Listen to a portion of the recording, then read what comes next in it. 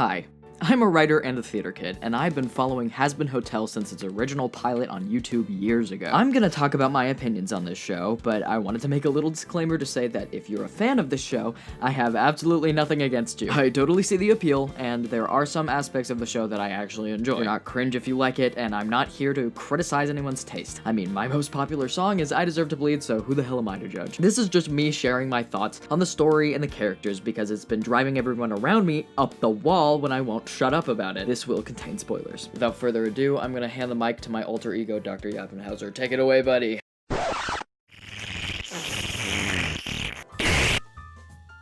Before we get into any of the juicy stuff, I wanted to go through the lore behind the backdrop of the show first. In Hell, there is a hierarchy that depicts the level of power and or influence that the different groups of demons that reside there have. Lucifer is at the top, being the king, I guess, of Hell. Right beneath him are his ex-wife Lilith and his daughter Charlie. The third tier belongs to the 7 deadly sins. In Hell, there are 7 rings, each ruled separately by the embodiment of each of the 7 deadly sins, or at least some of the rings are ruled by one of the 7 deadly sins. They don't make it super clear why some of these demons have this title, or if they're even connected to the rings that share the same names, but whatever. The 4th tier is for the Ars Goetia. The Goetia are a powerful dynasty of demons who are responsible for observing and sometimes even traversing the mortal plane, aka Earth. They are also responsible for governing the Hellborn demons. The 5th tier is for the Overlords. The Overlords are a class of demons that rule over various factions in Hell. They gain their status by making deals or contracts with other demons, and the more souls that they own, the more influence they have. The 5th tier is for the Sinners. The Sinners are humans who were sentenced to an afterlife in Hell. Upon their arrival, they transform into demons that are often physical manifestations of certain aspects of the humans' lives on Earth. The human sinners are confined only to the Pride Ring and are not able to travel to any of the other rings. They are also unable to reproduce. Yay, free birth control. While the Hellborn demons seem to be able to age, the sinners are unaffected by the passage of time. They are still able to be injured and killed, though. It is unclear whether dying of old age is possible for the Hellborn demons, but apparently they age in hell years, so do with that what you will. The 6th tier is for the Hellborn. The Hellborn consists of succubi, incubi, and other various unknown species native to Hell. The bottom tier is for the lower class Hellborn creatures, the Imps and Hellhounds. Imps are essentially the working class of Hell society, and Hellhounds are anthropomorphic dog demons who are also mainly used for labor. So, there are a couple of things that are confusing about this setup, but I will save that for a different section later on. Let's talk about some of the characters in the show and my issues with them. Starting off strong with the main protagonist of the show, I actually really enjoy Charlie's characterization for the most part. I love an underdog story about an optimistic dreamer in a pessimistic world. Go watch Rockabye. That being said, we're given absolutely no reason to genuinely believe that Charlie is an underdog in any way, shape, or form. She is the princess of Hell, and she is more powerful than 90% of the main cast. Not just in hierarchical rank, but also physically. An issue that I have with a lot of the characters in this show shines very bright in Charlie, and that issue is that the realm of her supernatural ability is extremely unclear. She is supposedly the 2nd most powerful demon in Hell, but you aren't exactly sure what she can even do. It all seems so wildly inconsistent. In the season finale, she points at several angels in the sky who immediately burst into confetti. If she is able to do things like that, why doesn't she use that to her advantage more, especially to protect her friends during the final battle? It is briefly mentioned how fearful Charlie is of abusing her power, but you would think that she would use at least a little bit of it in any given situation. The most we ever see during the majority of the series of said power is her eyes turning red or something like that. When it comes to her dreams and goals, it tracks for most of the citizens of Hell to not be rocking with her cause, but her hotel being a rundown mess makes almost no sense, mostly because she, along with several of her allies, seemingly have the power to conjure things out of thin air. She was a rich kid with lots of powerful connections, and the show doesn't try to make a point to portray her with any unwillingness to accept help from whatever ally she might make, so it just feels super hollow to watch her struggle to advertise or do anything, really. Another thing that I noticed about Charlie was her ignorance in regard to the way Hell and its people function. The creator makes it clear that Charlie lives a very sheltered life, or lived, but that seems off to me. I could maybe see how Lucifer would want her to not see the debauchery that came from humankind, but as the show implied, it was mainly her mother Lilith who was responsible for parenting her. If Lilith was raising her to inherit the throne, shouldn't she have been more educated about the nature of her home and her people?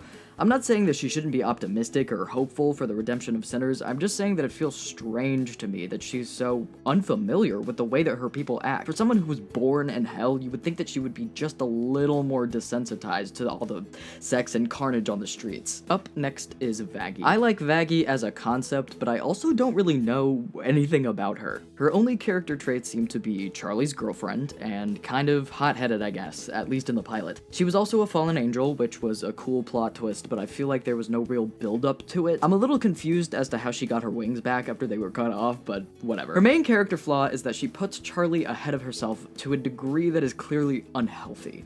It's kind of similar to the issues that most people have with Moxie from Hell of a Boss. In one of the first episodes, she reveals that she feels like there is no use for her if she can't be of service to Charlie. She has no real dreams or aspirations of her own, and everything she does is for her girlfriend. This self-sacrificial servitude is a character trait that I have seen utilized better in the past. For example, Pearl from Steven Universe. We had to watch her overcome her programming and realize that she was an individual who is more than what she can give to people. Even after realizing this, she still struggles in a very real and relatable way with it. I've seen some valid critique on Pearl's character, but I still think they handled it better than they did in Hazbin Hotel. In Hazbin Hotel, instead of showing us through actions or subtext, Vaggie sings a song that is seemingly meant to come off as inspirational, about how she wants to be Charlie's armor. But they do not portray this behavior as concerning, or at least if they were trying to, they don't do a great job. Also, side note, we had not seen enough of Charlie and Vaggie's relationship for this song to have any kind of real emotional response from the audience. Let's talk about Angel Dust. Angel Dust is kind of a whole can of worms. Out of all the main characters, we know the most about him. My main issue with him is that his character development was way too fast. The pacing of this show is absolutely abhorrent, but that probably isn't the writer's fault because of how quick streaming services are to cancel these days, but god, we see such a huge jump from how he was in the beginning in comparison to the episode where his actions are being judged by heaven. The several-month time skip really wreaked a lot of havoc for this character especially. In the first few episodes, it's shown that his problematic behavior of pushing people's boundaries sexually is all part of an act that he puts on to keep himself sane, but they don't really address how truly bad this is, which bothers me. In episode 4, he makes an ass out of himself and storms off after Husker rejects his advances. Then Husker is made to feel as if he is at fault for asserting his boundaries and defending himself. Husker is incredibly patient with Angel Dust, and he offers him camaraderie, which he shouldn't have to do, and then Angel Dust doesn't even apologize. He says something along the lines of, "You can't come here and try to help after the way you treated me," which is insane because he had been repeatedly pushing Husker's buttons until he reacted in a way that I would personally deem appropriate. I do like the bond that he shares with Husker in that moment, but I just think the lead up could have been smoother. I wish that he could have genuinely been confronted with how his behavior affects other people. There are some other critiques about his character that I've seen, but I don't think I'm qualified to voice my opinion on them because I am not familiar enough with the sex work industry, so I'll just leave it at that. Next up is Husker. I actually really like Husker. The only real problem I have with him is his design, which is more of a personal preference thing. I just feel like there's way too much going on. Other than that, I don't know enough about him for me to have any valuable critique. I'm assuming we'll get more depth on him later on, or at least I hope. Alistair. I think that Alistair has a lot of potential. I think that some of his traits are worth exploring, but all in all, he just doesn't really do it for me. Sorry, guys. Alistair is supposed to come off as intimidating and abnormally powerful, but it's stated in both the show and by the creator that several of his already established co-stars can wipe the floor with him, so his intimidation factor kind of falls flat. Because of this, he just kind of comes across as an edgelord. He's supposed to be a mystery, but we already know exactly where he lies in terms of how much power he has, because we have the hierarchy and other characters to compare him to. This makes the mystery aspect of his character contradictory. He is portrayed as always composed, even when destroying his enemies, and it's very rare that he curses, so when he does, it's supposed to be impactful, except for the fact that he does curse in almost every episode, for reasons that are mostly inconsequential. You would think that if this was something that they were trying to establish for his character, they would pick and choose better events for him to be cursing for, or at least less events. On another note, his design is maybe some of the most obvious Tumblr sexy man bait that I've ever seen, and there's way too many themes. Also, his hair.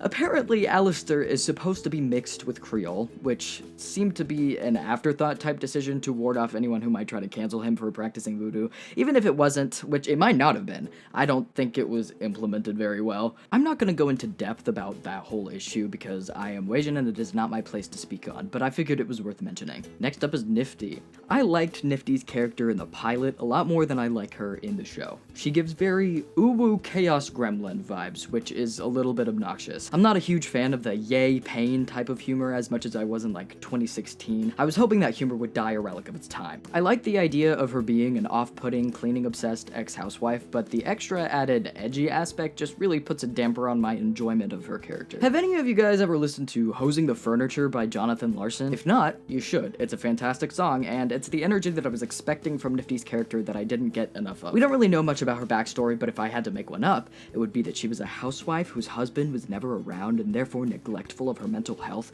and cleaning was all that she could do to distract herself from the soul-crushing monotony, and then one day she gets fed up and kills her husband and maybe even her kids, but she never gets caught because she was so thorough with the cleanup that there was no DNA evidence of the husband having ever entered the house, or something like that. If that ends up being her backstory, cancel the writers for copying me. Just kidding, I don't actually care that much. Sir Pentious. Sir Pentious was a silly character, and I enjoyed him for the most part. That being said, along with Angel Dust, his character development happens way too fast. He hardly gets any screen time, and I was apathetic towards his death. They didn't build his character up enough for me to care all that much. Sort of like when Eddie died in Stranger Things. I liked him, but they didn't show me enough of him for me to actually give a crap. I did like his little eggs, though. Let's talk about Adam. The main thing that I don't like about Adam is, well, how much of an asshole he is. I know that's literally the point, but I really wish it had been subtler or something. There's no mystery with his character. I would have really liked to slowly discover how horrible he was, rather than be shown outright. And I'm usually all for a villain who's just evil all the way through, but I wanted to be able to see his motivation. What makes an antagonist well written is when you can understand their point of view, even if that point of view is awful and you would never have it yourself. I'm sure they'll go more in depth into that in the future, but I would have at least liked to see a trace. Also, there's no way he would be white. He's Earth's first man. But that's neither here nor there. There are a lot of other issues that I have with him, but it actually has more to do with the plot than it does with him as a character, so I'm going to talk more about that in a different section. Let's talk about the V's. I really enjoy Vox, to be honest, but that just might be my love for Christian Borle talking. I love the concept of his character, and the fact that he can create sound/special effects while he's talking to emphasize his sentences is really fun to me. My only issue with him is that I really would have liked for him to be a genuine threat to Alistair. Radio winning against TV would literally never happen, and I'm having trouble suspending my disbelief. I also think that it would be more interesting for their rivalry to be less one-sided. I'm usually a big fan of goofy, cartoonish villains, but watching the show makes me feel like the writers couldn't decide whether they wanted the audience to take him seriously or not. I have a similar issue with Valentino, except to a more serious degree. Throughout the episodes we've seen him in, his depiction is constantly shifting back and forth. He's portrayed in a very serious light when it comes to his relationship with Angel Dust, but in other scenes he's shown as kind of silly. These two depictions clash with each other. I've seen evil characters have depth and be complex in the past. I've even seen villain characters be silly, but this isn't what that feels like. It just feels like whiplash. Velvet, I have no notes on. Not because she's a perfect character, but because I know literally nothing about her. There isn't enough of her on screen for me to have any kind of thoughts on her yet. I hope that changes soon, though. Lucifer. Lucifer is fine. I enjoy the fact that he's a ringmaster. I think that's a cool interpretation of the devil. I do wish he had a nose, though. Lastly, I want to talk about the side characters. There are a lot of side characters in this show. I can't talk about all of them individually because that would take forever, so I'm just gonna lump them all into one section. All of the side characters are designed not only from an animation standpoint, but also from a writing standpoint to be main characters. They present themselves to the audience in a way that would make you think that you should already be attached to them and know everything about them. There's this weird implication of shared history when they interact with the main cast, even if they have no previous connection to them. This is obviously part of the pacing problem that I mentioned earlier, where the poor writers probably had to shoe in a lot of moments that would have been better built up if they had the opportunity to be spaced out. Alright. Let's move on to the next section, shall we? Something that really drove me crazy about this show was how many setups there were with no payoff. For instance, when the V's send Sir Pentious to spy on Alistair in the hotel, it immediately falls through and he gets caught. Then throughout the entire season, the V's never try sabotaging them again, even once. I thought that what they were planning on doing was to have Sir Pentious being caught as part of the plan because they knew that Charlie would take pity on him and let him stay, but then he died and was redeemed into heaven, so I guess not. In one of the first episodes, Charlie exclaims that using the new upcoming extermination date was a perfect way to recruit more members for the hotel. They do not try to use this idea even once. In the first episode, Vaggie makes a deal with Alistair like it's nothing. It's never brought up again, but I guess there's gonna be more seasons, so I hope they do something with that. In the first episode, Charlie is asked to go in place of her father to this meeting with the angels, but we never actually get to see what the meeting was originally supposed to be about. Adam talks about what he did over the weekend, and then Charlie talks about her idea for the hotel, and then the angels decide that they're gonna come back in 6 months to exterminate the demons. If the expedited extermination date was originally what the meeting was supposed to be about, they executed that really poorly. They made it seem like the reason the exterminators decided to come early was because they were using how much they hated Charlie's idea as an excuse, which I don't necessarily hate as a concept, but I really do wish the meeting had more of a clear purpose. Also, when Charlie gets home and the others find out that the extermination date has been moved up, she avoids talking about what the meeting was about. I thought that would be a point of tension later on in the show, but it's glossed over and nobody cares. In the same vein as all the setups with no payoff, here are some of the plot holes and inconsistencies that I noticed. The angels being openly shitty doesn't really make a lot of sense to me, not necessarily because I think that the angels should have been pure and good, but because Charlie witnesses firsthand what the people who go to heaven are like, and doesn't stop to think, maybe something is wrong with heaven. Maybe I don't want the people I care about to end up there if it's very clearly extremely corrupt. Maybe I should tell people what the angels are like and start questioning the system. Instead, she just keeps trucking on with her plan and doesn't start questioning anything until the day of the trial. Even then, she sings about how her girlfriend told her not to trust angels, which, like, if that's been the case, then why are you advocating for the people you love to be a part of that demographic? Double death as a concept is so contradictory to the whole hell is forever stance that Adam has. If Adam thinks that hell is a just punishment for sinners, why would he want that torment to end? Hell isn't forever if you can just straight up die. And another thing, we spend so little time in the actual hotel that the show is supposed to be about that we barely even know how it operates. We just know that it's kind of working or something for some reason. I don't really understand why Charlie thinks that her plan for this hotel would even work. She clearly doesn't know what it actually takes to redeem a person. Even the people in heaven don't know the criteria for getting in. They had to guess. You would think that she would try to establish redemption as a possibility with the people of heaven, like she did during the trial before getting people's hopes up and diving headfirst into the happy hotel idea. In one of the final episodes, Charlie makes a deal with Alistair for information in exchange for a favor. This is essentially pointless because the information that Alistair tells her, Carmilla killed an angel, she definitely would have figured out on her own almost immediately. One of Serpentius' eggs, in the next scene, informs everyone about Carmilla being able to kill the angel. If Charlie hadn't made the deal with Alistair, she would have heard the egg talking about it, and even if she brushed it off, which I don't think she would have, given the desperate circumstances, the most logical person to go to about fighting a war against angels would naturally be Carmilla. You know, the #1 weapons dealer in all of hell, who sells angelic weapons. Also, are you seriously telling me that Carmilla is the first person to discover that angels can be killed with their own weapons? No one in all of hell has ever been cornered by an exterminator and had to defend themselves with whatever angelic weapon they happen to have purchased from Carmilla's artillery empire, or even just grabbed a spear out of the body of an already exterminated demon.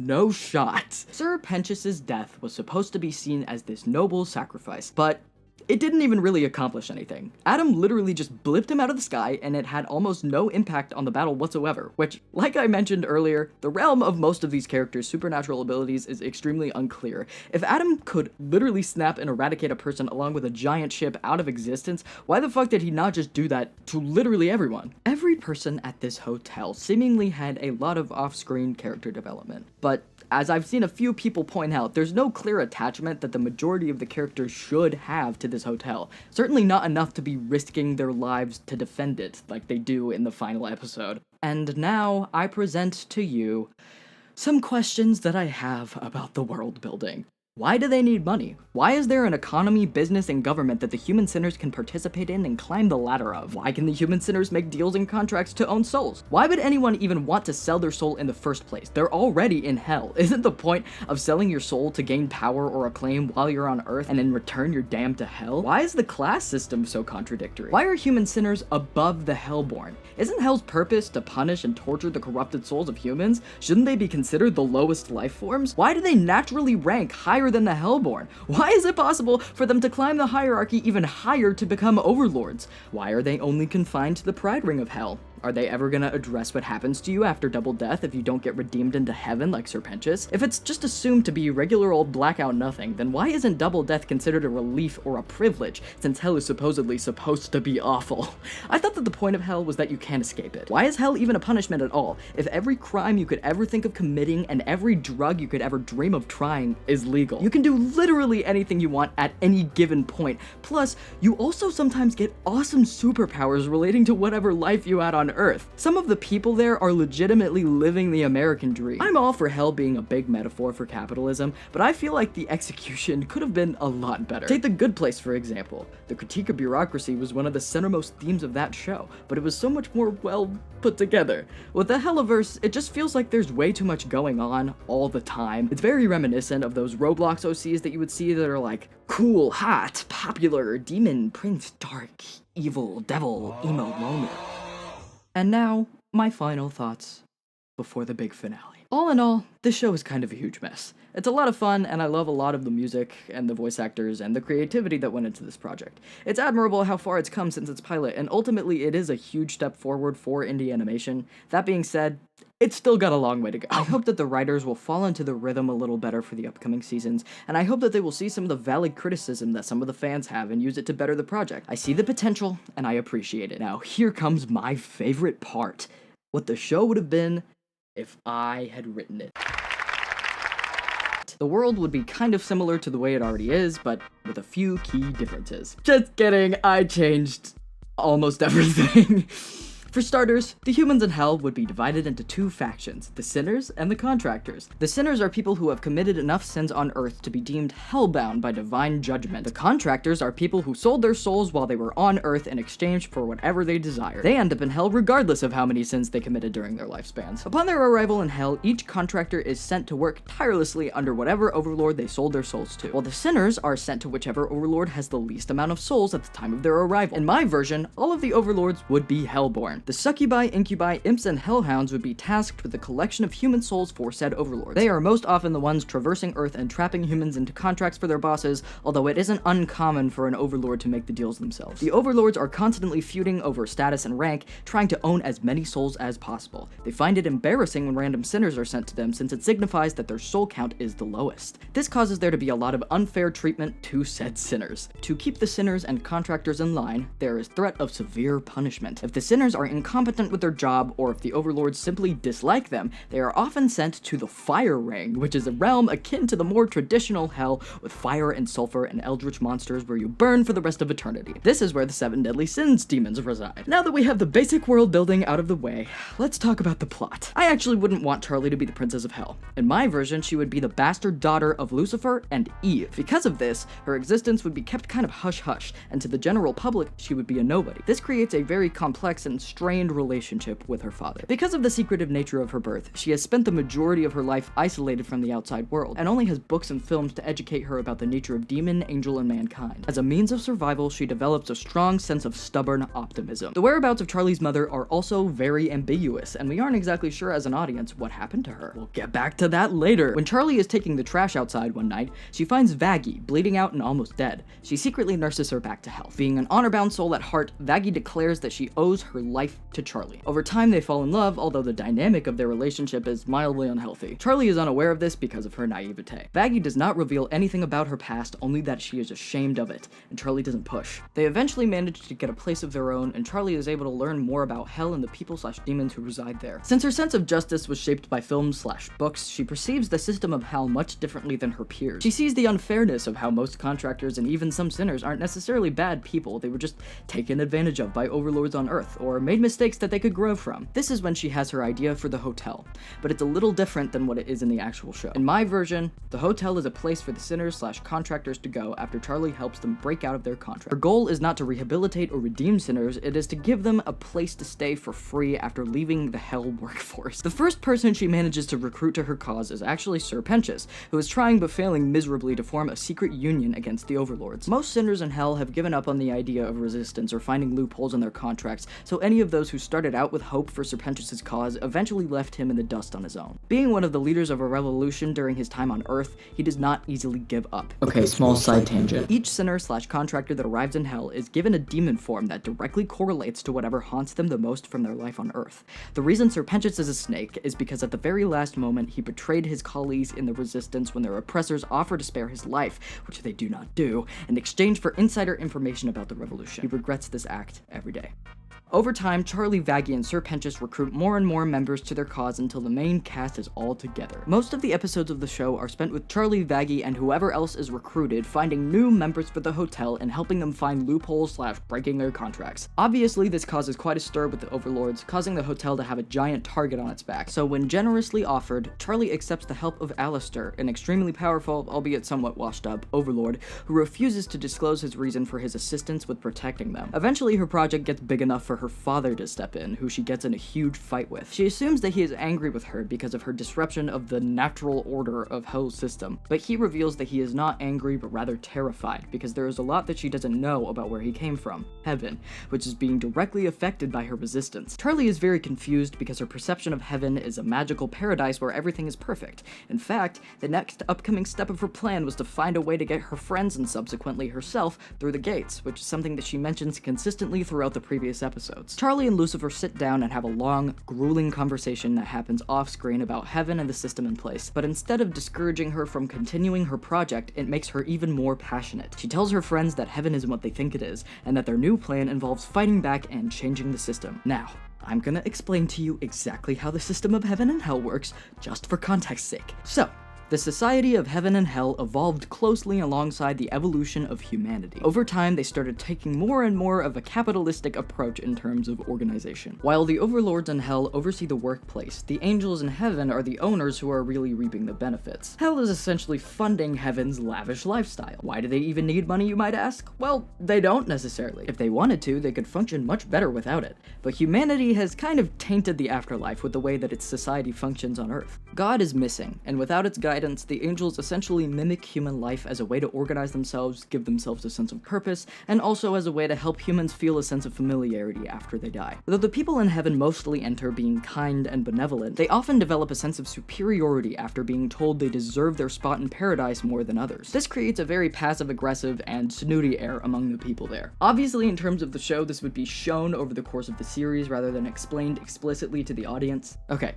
Back to the plot. Throughout the show, there have been clips of Adam and Lute strategizing on how to take Charlie and the Resistance down. Until this very point, though, we as an audience assume that they are just two of the more powerful overlords. It is revealed that they are actually angels when they burst through the doors of the hotel and their winged silhouettes are illuminated from the back. This is the cliffhanger of the season. The next season begins with the hotel residents being very hostile towards the angels, who claim that they're just there to talk. Charlie says her dad told her the truth about Heaven, but Adam says that her dad had every reason to lie to her for his own benefit, being Satan and all. He says that she should form her own opinions on Heaven free of bias, and he offers to take her with him to see it. She cautiously accepts, explaining to her friends that she might as well see with her own eyes what Heaven is like so that she can report back. Adam and Lute take her to Heaven via a travel portal, and she sees the stuffy environment firsthand. It's beautiful and luxurious, but Charlie feels something off. The angels all flatter her and try to convince her that Heaven is where she truly belongs. They say that she isn't like her sinner friends. They attempt to appease her by offering to pull some strings and secure her a spot in Heaven. Charlie refuses and chews them out for suggesting that her friends were any less deserving than she was. Adam then sicks Lute on Charlie, and they battle. Just as Charlie is about to lose, someone swoops her up from the ground and leads her all the way back to the portal. We never see this person in full. Charlie asks who she is and why she's helping her, but the portal activates before she can get an answer. When she gets back to Hell, she recounts her experience to her friends, and they concoct a plan to recruit more people to their new cause, oppose Heaven, and somehow establish a new system. Most of the season is spent with the main cast convincing new characters to join them, pissing off the overlords who don't want things to change, and Charlie and Vaggie writing a booklet together for the new rules to set in place if they succeed. Adam and Lute are trying to fight the complicated bureaucratic labyrinth that prevents them from taking frequent trips to Hell. They decide instead to hire an overlord to take Serpentius hostage to pry information about Charlie's plan out of him. Serpentius refuses to cooperate, so they threaten to send him to the fire ring. He almost considers folding, but he stays strong, remembering the shame of his mistakes on Earth. Right as Adam is about to send him to the fire ring, he disappears, much to Adam and Lute's confusion. We don't know what happens to him until the after credits scene in which he is shown to have been redeemed into heaven. He is welcomed by the only other person who has ever been redeemed, the woman who saved Charlie in the first episode of the season. We still don't see her face, though. The rest of the season consists of the main cast recruiting more members and trying to figure out what happened to Sir Pentious. In the last episode, they find the Overlord who was hired to hold him hostage. The Overlord explains that he simply disappeared.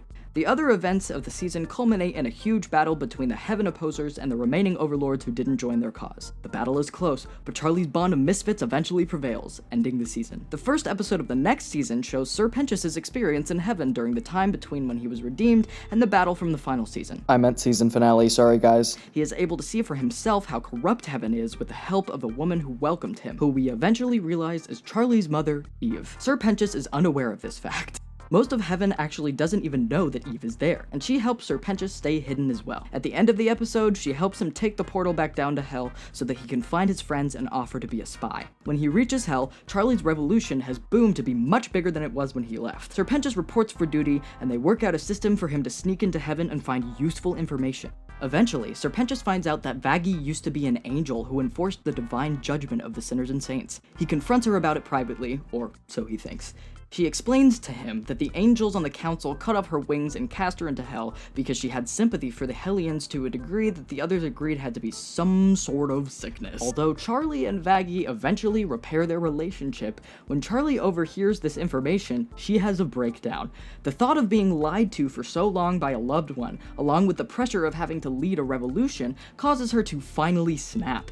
This leads to a power within her being released that she didn't realize that she had. The rest of the season consists of her trying to harness that power to use it against their oppressors. At the end of the season, she, Sir Pentious, Vaggie, and a few others in the main cast, probably Alistair and Angel Dust or something, venture into Heaven with a small army to launch their first attack on the angels. Charlie quickly realizes that her powers are much weaker in Heaven, which is actually the reason that Adam and Lute felt safe to attack her in the first season. So they retreat quickly after being defeated. They are beaten, bruised, and discouraged, but they do not give up. The next season consists of them devising a plan to lure the angels into Hell to fight on their own turf. They prepare their armies to fight, and they set their plan into motion. Eventually, at some point during all of this, Charlie realizes that the woman Sir Pentious mentions as an ally is in fact her mother. She requests to see her and talk to her. They are able to have a meeting in purgatory. Eve explains to Charlie why she is in heaven. She was redeemed after being sent to hell for being tempted by Lucifer and eating the forbidden apple. She recounts how she demanded an audience with God for many years until he finally agreed. Then she verbally tore him to shreds for being unfair to her. It was her fate to be tempted,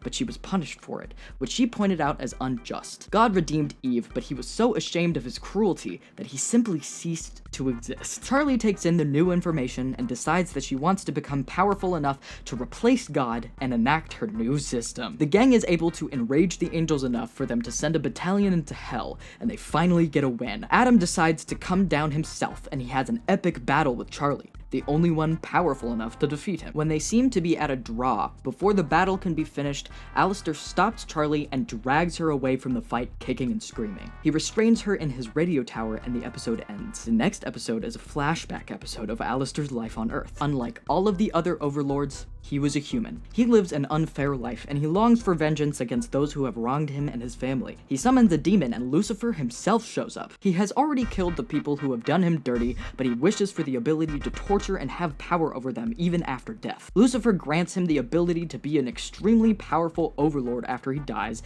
and in exchange, he has to do Lucifer's bidding both on Earth and in hell. When Charlie was first starting out with her hotel, Lucifer asked Alistair to protect her and keep an eye on her. This leads to Alistair becoming more and more attached to Charlie, which is visible through his actions. Charlie asks him why he is restraining her in his radio tower, and he tells her that he wants to relinquish his power to her. For him to do this, he can't exist anymore. But he doesn't care. He no longer itches for power, and he tires of being responsible for the devil's dirty work. He has come to love Charlie in his own peculiar way. He sacrifices himself, which teaches Charlie how to absorb the power of others, and Charlie becomes more powerful than ever before. She goes back to defeat Adam and bring freedom to her people. She obliterates the crap out of Adam, absorbs his power, and is able to ascend to godhood. The end. Alright, I read back that plotline and I realized that you guys might have a couple of questions, so I figured I would try to anticipate them with this little extra segment. You might be wondering, if there is a Divine Judgment Council, then how would they not have noticed when Serpentius was redeemed? Well, the Divine Judgment Council isn't technically in control of judging the humans after they die. It's more that after the universe judges them, they are able to approve or veto whoever comes through their doors. When Serpentius is redeemed, Eve secretly sneaks into the court and approves it without the council's knowledge. She's been keeping close tabs to try to find other people who have been redeemed like she was, but it happens extremely rarely, and it usually gets vetoed. Ultimately, the angels don't know what it takes to pass through divine judgment. They only know that they want to keep heaven in line with the environment that they've been cultivating. You might also be wondering, is there a double death in your version? And if so, what would be the point of all the battles? There's no such thing as double death for humans, no. But for angels and demons, they can die. When they die, they just stop existing and join the fabric of the universe. This is technically what gives Charlie's team such a big advantage during the final battle. When they lure the army of angels into hell, the army of majority humans can't be killed. Even though they're not as powerful as the angels, they are strong in numbers. Lastly, you might be thinking, the plot that you described would probably feasibly only work if the writers were given more time to spread the story out, and to that I say, yeah, you're right. What this show needed more than anything in the world was more time and better pacing. That being said, I would kill for Amazon to give me 8 episodes of a show that I create. I don't care how much lore I've created for it. I don't care how long I've been working on it. I know that I could take that condensed timeline as a challenge and produce something succinct and sustainable. I'm not saying that I'm better than the Hazbin Hotel writers, but what I am saying is please give me a show. Please greenlight my show, please. I promised I would utilize my time to its fullest extent. Somebody please let me in the writer's room and stop letting animators write their own dialogue. They need separate people. Okay, that sounded like a diss, but I promise it's not. I don't actually mean that. I know that there are very talented animators who are also talented writers. It's just I'm succumbing to the madness is all. I'm finally done with this fucking video essay! Guys, I'm done! Yeah, I finished!